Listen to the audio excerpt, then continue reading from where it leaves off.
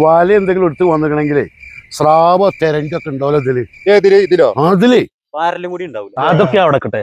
വൈകുന്നേരം ആയാലേ ആനകളെ കൊണ്ടേ പുറത്തിറങ്ങാൻ പറ്റാത്ത കണ്ടീഷനാണ്. അതിന്റെ കാര്യമൊന്നും പറയണ്ട.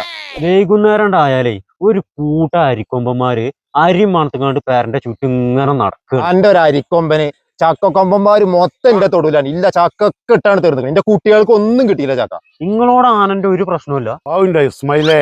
ആദ്യം രാവിലെ 5 മണിക്ക് നീക്കാനേ ഞാൻ വാച്ച് അലാരം വെച്ചിരുന്നു. അപ്പൊ വാച്ച് അലാരം വെക്കലില്ല. കാരണം എന്താ പറയുക, ഒരു 100 ആന രാവിലെ 5 മണിക്ക് ഫോറസ്റ്റിക്ക് കയറാൻ വേണ്ടിയിട്ടേ എന്റെ പെരന്റെ മുമ്പ് കൂടെ പോവുക. അപ്പൊ ഈറ്റിങ്ങനെ വാലിട്ട് അടിച്ചുമ്പോ എന്റെ ഡോർമ ടങ് ടങ് ടങ് ഇങ്ങനെ തട്ടും. ഇത് കേട്ടിട്ടപ്പ നീച്ചലിയാന്. നിങ്ങളുടെ ഡോറുമ്പോ എത്ര ആന തട്ടി ഞങ്ങൾ പറഞ്ഞു? എടാ ഇതൊന്നും തള്ളലുള്ള കാര്യങ്ങളാണ്, ഇതൊന്നും ഉണയല്ല.